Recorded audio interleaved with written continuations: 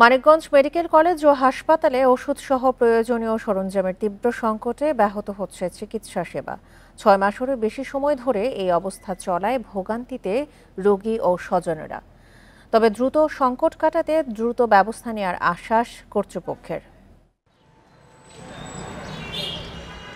Manikganj medical college ও হাসপাতালের pathology বিভাগে রোগ নির্ণয়ে রয়েছে কয়েক কোটি টাকা মূল্যের যন্ত্রপাতি। তবে রিয়েজেন্ট না থাকায় 2-4টি ছাড়া কোনো রোগের পরীক্ষা নিরীক্ষা হচ্ছে না।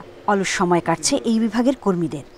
2 মাস ধরে এই মালামালগুলোর সমস্যা, বিশেষ করে গুঁড়া সাবান, মাইক্রোপোর, গজ ব্যান্ডিজ, রিপোর্ট ডেলিভারি খাম আর প্লাস্টার অফ প্যারিস। একই অবস্থা ফার্মেসি বিভাগেও। 6 মাস ধরে বরাদ্দ না পাওয়ায় বিভিন্ন রোগের ওষুধসহ গুরুত্বপূর্ণ সরঞ্জামের সংকট দেখা দেয়।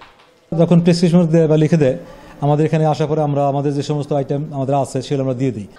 রোগী ও স্বজনদের অভিযোগ, 500 শয্যার হাসপাতালটি প্রতিষ্ঠার পর থেকেই বিভিন্ন সেবা থেকে বঞ্চিত তারা।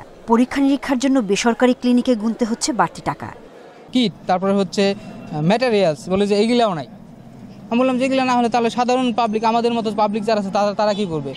আমরা জানি না, আমরা বাইরেটা করাই নিয়ে আসি। 4টা টেস্ট দিছে, পরে আমি টেস্টগুলো করাইতে গেছি হসপিটালে, বলছে যে না, এই সরকারি হসপিটালে এগুলা কিটসগুলো নাই, এগুলা শেষ হয়ে গেছে, এগুলো আপনার বাড়ি থেকে করে নিয়ে আসতে হবে। তবে শিগগিরই সংকট কাটাতে ব্যবস্থা নেওয়ার আশা দেখাচ্ছে হাসপাতাল কর্তৃপক্ষ। আগামী কয়েকদিনের ভিতরে যে সমস্যাগুলি আপনি বলছেন, যে আমার কিছু ওষুধ সংকট, গুরুত্বপূর্ণ টেস্টগুলি, রিয়েজেন্ট, তারপরে মনিহারি দ্রব্যাদি, এগুলি সংকট, আশা করা যায় এই সংকটগুলি থাকবে না ইনশাল্লাহ।